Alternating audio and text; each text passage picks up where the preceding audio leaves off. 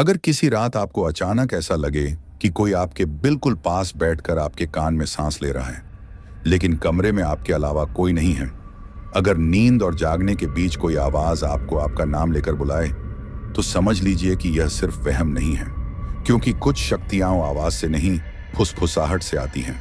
तो कैसे हो मेरे YouTube की लॉयल फैमिली। आज की कहानी कोई साधारण डरावनी कहानी नहीं है। यह उस तांत्रिक घटना की दास्तान है जिसे आज भी बनारस के कुछ घाटों पर लोग नाम लिए बिना याद करते हैं। एक ऐसी शक्ति की कहानी जो दिखाई नहीं देती, बस सुनाई देती है, और जो एक बार सुन ले उसकी जिंदगी कभी पहले जैसी नहीं रहती। इस कहानी का नाम है कर्ण पिशाचिनी और 3 वचन। कहानी शुरू होती है आज से करीब 25 साल पहले, बनारस की उन्हीं गलियों में जहां दिन में मंत्र गूंजते हैं और रात में रहस्य जागते हैं। अंकुर नाम का एक युवक, पढ़ा लिखा, शांत स्वभाव का, अपने पिता के साथ एक पुरानी हवेली में रहता था। उसके पिता संस्कृत और तंत्र के विद्वान पंडित थे, लेकिन उन्होंने कभी तंत्र साधना का प्रदर्शन नहीं किया।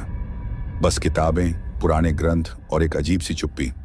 जिस रात अंकुर के पिता की मौत हुई, उसी रात पहली बार अंकुर ने वह आवाज सुनी।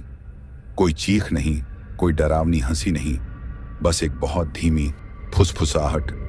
अब तू सुन सकता है। अंकुर घबरा गया। उसने इसे सदमे का असर समझा, लेकिन अगली रात वही आवाज फिर आई, और इस बार उसके कान से खून टपकने लगा। डॉक्टरों ने कहा सब नॉर्मल है, घर वालों ने कहा शोक का असर है, लेकिन अंकुर जानता था कि यह कुछ और है।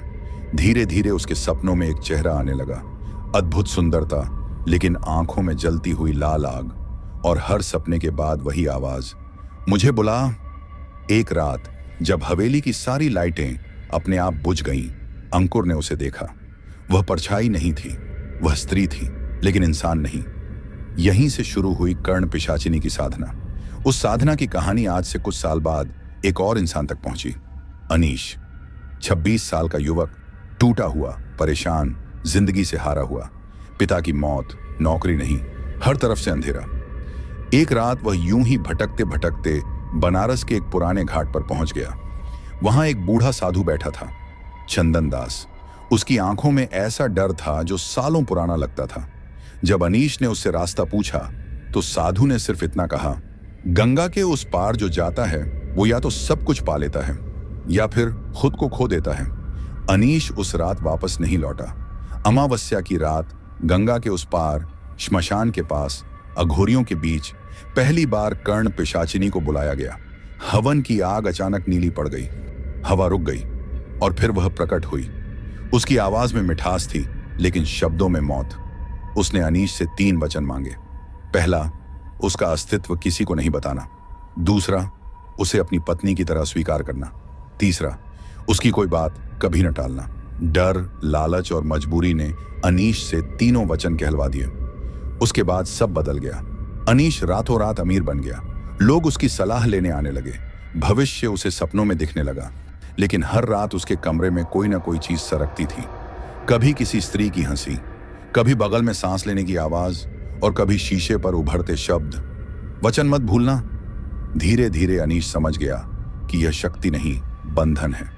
जब उसने इससे निकलने की कोशिश की, तो उसे मिला नीलकंठ, एक साधक जिसने सच्चाई बता दी। कर्ण पिशाचिनी वचन नहीं लेती, वह जिंदगी लिखवा लेती है। मुक्ति का रास्ता था, लेकिन कीमत बहुत भारी। गंगा पार एक गुफा, 3 परीक्षाएं, और हर परीक्षा में मौत की सांसें, सत्य, धैर्य और बलिदान। अनीश ने अपने अतीत का सामना किया, अपने लालच को पहचाना, और अंत में अपने सबसे करीबी को छोड़ने का निर्णय लिया। लेकिन जब उसे लगा कि वह जीत गया है, तभी समझ आया, कर्ण पिशाचिनी हारती नहीं, वह बस इंतजार करती है। आज भी बनारस के उस घाट पर रात के समय लोग कहते हैं कि अगर हवा अचानक ठंडी हो जाए और कान के पास कोई धीमी आवाज आए, तो पीछे मुड़कर मत देखना, क्योंकि कर्ण पिशाचिनी आज भी वचन ढूंढ रही है, और जो सुन ले वह अगला साधक बन जाता है। अनीश को लगा था कि गुफा से बाहर निकलते ही सब खत्म हो जाएगा, लेकिन असली सजा तो वहीं से शुरू हुई थी। उस रात के बाद वह किसी इंसान की तरह नहीं सो पाया। नींद आती तो सपनों में वही लाल आंखें दिखाई देती, और जागता तो कानों में वही फुसफुसाहट गूंजती रहती। अब वह आवाज आदेश देने लगी थी, विनती नहीं करती थी। आज यहां मत जाना, उससे बात मत करना, यह काम अभी कर। और सबसे डरावनी बात यह थी कि अगर अनीश एक पल भी उस आवाज को अनसुना करता तो उसके सिर में ऐसा दर्द उठता जैसे कोई भीतर से खोपड़ी चीर रहा हो। नीलकंठ ने उसे पहले ही चेताया था कि वचन टूटने से पहले कर्ण पिशाचिनी इंसान को अंदर से तोड़ती है। अनीश अब यह बात समझ चुका था। उसकी आंखों के नीचे काले गड्ढे पड़ चुके थे, शरीर कमजोर हो रहा था और मन में एक अजीब सी बेरुखी भरती जा रही थी। उसे अब लोगों की आवाजें भी दूर से आती हुई लगती थीं, जैसे वह इस दुनिया में रहकर भी कहीं और फंस गया हो। एक रात जब वह अपने कमरे में अकेला बैठा था, तभी अचानक दिए की लौ नीली हो गई। कमरे का तापमान गिरने लगा और दीवार पर उसकी परछाई अलग तरह से हिलने लगी। तभी वही स्त्री प्रकट हुई। इस बार वह सुंदर नहीं थी, उसका चेहरा विकृत था, आंखों से काली धाराएं बह रही थीं और होंठों पर जमी मुस्कान में भूख साफ झलक रही थी। उसने अनीश के कान के पास आकर धीमे से कहा कि अब तू मुझे छोड़ना चाहता है, लेकिन तू भूल गया कि तू मेरा है। अनीश डर से कांप उठा। उसने पहली बार जोर से कहा कि वह अब यह सब नहीं चाहता। बस इतना सुनते ही कमरे में रखे सारे शीशे चटकने लगे। उसके कानों से फिर खून बहने लगा और वह जमीन पर गिर पड़ा। उसी पल उसे एहसास हुआ कि अगर उसने अब भी हिम्मत नहीं की तो वह जिंदा लाश बनकर रह जाएगा। अगली सुबह वह किसी तरह सोमेश्वर के आश्रम पहुंचा। बूढ़े साधु ने उसे देखते ही कहा कि कर्ण पिशाचिनी अब अपना असली रूप दिखा रही है। उसने बताया कि एक आखिरी रास्ता अभी भी बचा है, लेकिन वह रास्ता साधना का नहीं, त्याग का है। अनीश को वह सब कुछ छोड़ना होगा जो उसने उस शक्ति से पाया था। धन, नाम, प्रभाव, सब कुछ। अनीश के लिए यह आसान नहीं था। वही धन उसके वचनों की कीमत था, वही शक्ति उसकी पहचान बन चुकी थी। लेकिन भीतर कहीं एक इंसान अब भी जिंदा था। उसी रात उसने सब कुछ छोड़ दिया, शहर, पैसा, लोग, सब। वह वापस उसी घाट पर लौटा जहां से यह सब शुरू हुआ था। अमावस्या की वही रात थी, वही सन्नाटा। गंगा की लहरें इस बार ज्यादा तेज थीं, जैसे कुछ होने वाला हो। अनीश घाट की सीढ़ियों पर बैठा और पहली बार बिना मंत्र, बिना लालच, बिना डर के बोला कि अब वह किसी शक्ति का सौदा नहीं करेगा। तभी हवा रुकी और वही आवाज आई, लेकिन इस बार उसमें गुस्सा नहीं था, सिर्फ ठंडापन था। तू समझता है कि सब छोड़ देने से तू आजाद हो जाएगा? उसके सामने कर्ण पिशाचिनी प्रकट हुई, लेकिन अब वह कमजोर लग रही थी। उसकी परछाई कांप रही थी। उसने अनीश से कहा कि वचन तोड़े नहीं जाते, उनकी कीमत चुकाई जाती है, और कीमत थी उसका सबसे गहरा डर। अनीश ने आंखें बंद की। उसे अपने पिता की वह रात याद आई जब पहली बार आवाज आई थी। उसे समझ आया कि उसके पिता ने भी शायद यही शक्ति देखी थी और उससे इनकार किया था। वही इनकार उनकी मौत की वजह बना था। अनीश ने उसी घाट पर बैठकर आखिरी बार कहा कि अगर उसकी मुक्ति की कीमत उसकी जान है तो वह तैयार है। उस पल गंगा की लहरें उफन पड़ी, हवा चीखने लगी और कर्ण पिशाचिनी की आवाज एक दर्दनाक चीख में बदल गई। ऐसा लगा जैसे कोई सदियों पुराना बंधन टूट रहा हो। सुबह जब सूरज निकला, घाट खाली था। अनीश का कोई पता नहीं था। कुछ लोग कहते हैं कि वह मर गया, कुछ कहते हैं कि वह सन्यासी बन गया। लेकिन बनारस के उस घाट पर आज भी अगर कोई रात में बैठता है और अचानक उसके कान के पास कोई धीमी आवाज आती है, तो बुजुर्ग सिर्फ इतना कहते हैं कि यह कहानी खत्म नहीं हुई, क्योंकि कर्ण पिशाचिनी मरती नहीं, वह बस अगला इंसान चुनती है। और अगर आपने यह कहानी पूरी सुनी है तो शायद वह आपको सुन चुकी है। सुबह होने के बाद भी घाट पर एक अजीब सी खामोशी टिकी हुई थी। गंगा की लहरें सामान्य दिख रही थीं, लेकिन हवा में अब भी वह भारीपन था जो रात की घटना के बाद रह गया था। लोगों ने अनीश को खोजने की कोशिश की। नाविकों ने कहा कि उन्होंने रात में किसी को पानी में उतरते देखा था, लेकिन कोई यह नहीं बता सका कि वह इंसान था या सिर्फ एक परछाई। कुछ का मानना था कि अनीश ने गंगा में समाधि ले ली, तो कुछ कहते थे कि वह किसी दूसरी ही दुनिया में चला गया। समय बीतता गया, लेकिन उस घाट पर होने वाली अजीब घटनाएं खत्म नहीं हुई। रात के समय वहां बैठने वालों को लगता कि कोई उनके ठीक पीछे खड़ा है। कई लोगों ने शिकायत की कि उन्हें अपने नाम की फुसफुसाहट सुनाई देती है, और कुछ के कानों से बिना किसी वजह के खून भी निकला। स्थानीय लोग समझ गए कि कर्ण पिशाचिनी का प्रभाव अब भी बाकी है, बस उसका केंद्र बदल गया है। इन्हीं दिनों एक युवक फिर उस घाट पर आया। उसका नाम था रोहन। वह बाहर से शांत दिखता था, लेकिन भीतर से पूरी तरह टूटा हुआ था। नौकरी छूट चुकी थी, रिश्ते बिखर चुके थे और सबसे बड़ा सदमा उसे तब लगा जब उसने अपनी मां को बिना कुछ कहे दम तोड़ते देखा था। रोहन को अक्सर रात में ऐसा लगता था कि कोई उसे समझ रहा है, कोई ऐसा जो उसके दर्द को सुन सकता है। यही कमजोरी उसे उस घाट तक खींच लाई। जैसे ही वह सीढ़ियों पर बैठा, उसके कानों में वही धीमी सी आवाज गूंजी, बहुत मीठी, बहुत अपनापन लिए हुए। रोहन चौंक गया, लेकिन इस बार वह भागा नहीं। उसे पहली बार लगा कि कोई उसकी तकलीफ सुन रहा है। वही आवाज धीरे से बोली कि अगर तू चाहता है तो मैं तेरे सारे दुख दूर कर सकती हूं। रोहन की आंखों में आंसू आ गए। उसने कभी किसी शक्ति को बुलाने की कोशिश नहीं की थी, लेकिन उस रात उसकी चुप्पी ही एक न्योता बन गई। अगली कुछ रातों में रोहन का जीवन बदलने लगा। उसके फैसले अचानक सही होने लगे, अटके हुए काम खुद ब खुद बनने लगे। उसे लगने लगा कि उसकी किस्मत पलट रही है। लेकिन इसके साथ ही उसके सपनों में एक स्त्री आने लगी, जिसकी आंखें लाल थीं और जो हर बार उसके कान के पास झुककर कुछ कहती थी। रोहन को अभी भी समझ नहीं आ रहा था कि वह किस रास्ते पर चल पड़ा है। एक रात जब रोहन को अपने कमरे में अजीब सी ठंड महसूस हुई, तभी उसे याद आया कि उसने कहीं यह कहानी सुनी थी।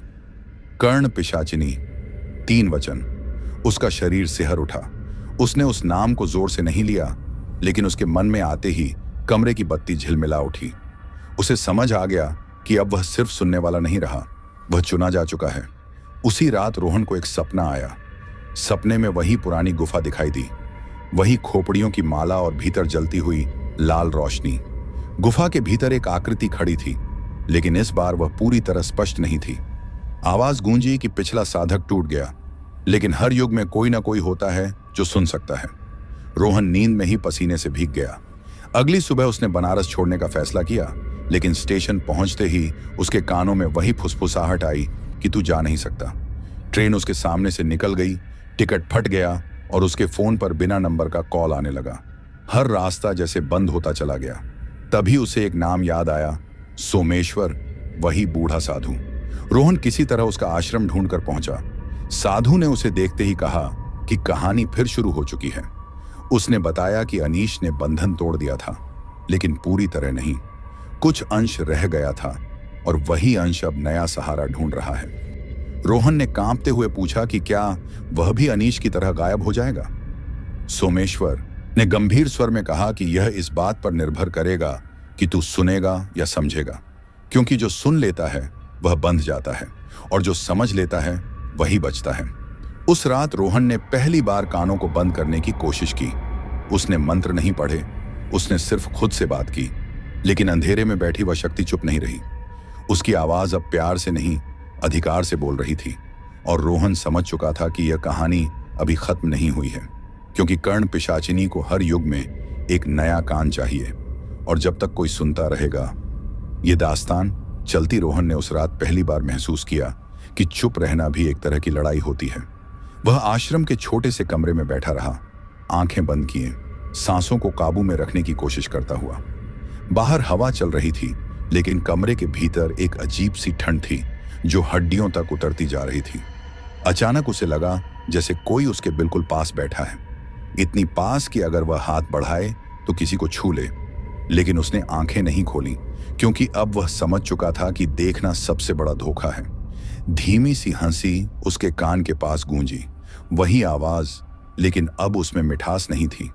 अब उसमें धैर्य था, इंतजार था, जैसे कोई शिकारी अपने शिकार को भागने दे रहा हो, सिर्फ यह देखने के लिए कि वह कितनी दूर जा सकता है। रोहन के माथे से पसीना टपकने लगा। उसे लगा कि अगर वह एक शब्द भी बोलेगा तो यह शक्ति और गहरी पकड़ बना लेगी। सुबह होने पर सोमेश्वर ने उसे बताया कि कर्ण पिशाचिनी अब सीधे सामने नहीं आती। वह पहले इंसान को अकेला करती है, उसकी दुनिया धीरे धीरे छीन लेती है। उसी दिन से रोहन के फोन ने काम करना बंद कर दिया। पुराने दोस्त मिलने से कतराने लगे। मां की यादें अब उसे सुकून नहीं बल्कि अपराध बोध देने लगी, जैसे कोई बार बार उसे याद दिला रहा हो कि वह कमजोर है। रात होते ही वही फुसफुसाहट लौट आती, कभी सिर्फ उसका नाम लेकर, कभी बीते हुए पलों को दोहराकर। एक रात उसने अपने कमरे के शीशे में देखा तो उसका अक्स थोड़ा पीछे खड़ा था, जैसे परछाई को देर हो गई हो।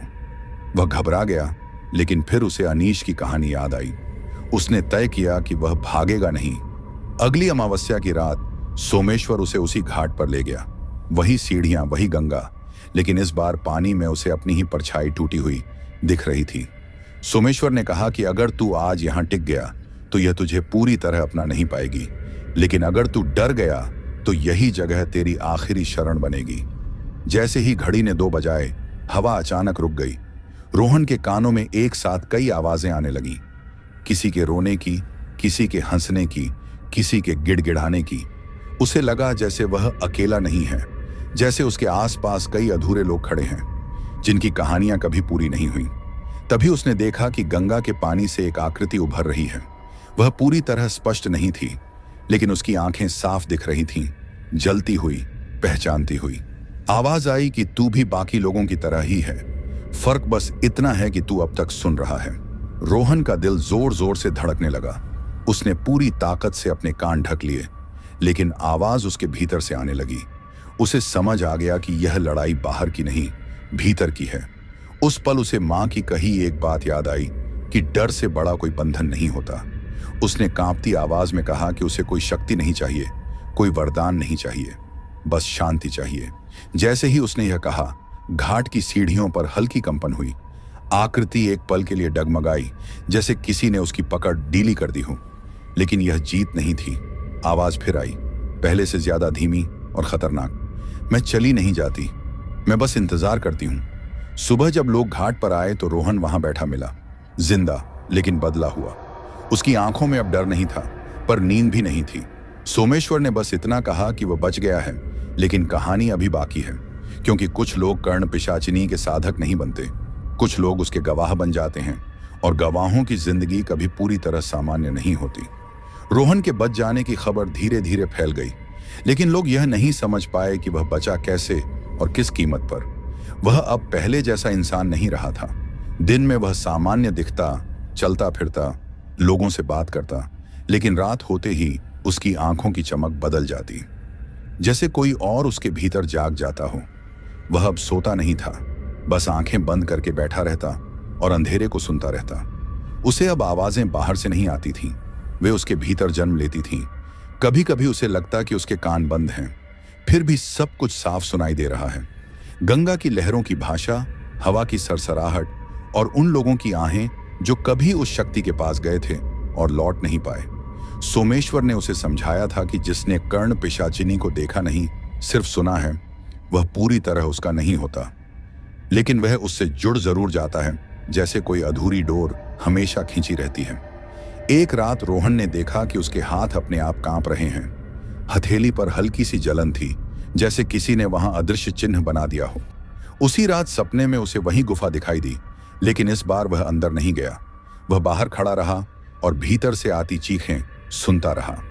उन चीखों में अनीश की आवाज भी थी और कई ऐसी आवाजें भी जिन्हें वह पहचान नहीं पाता था।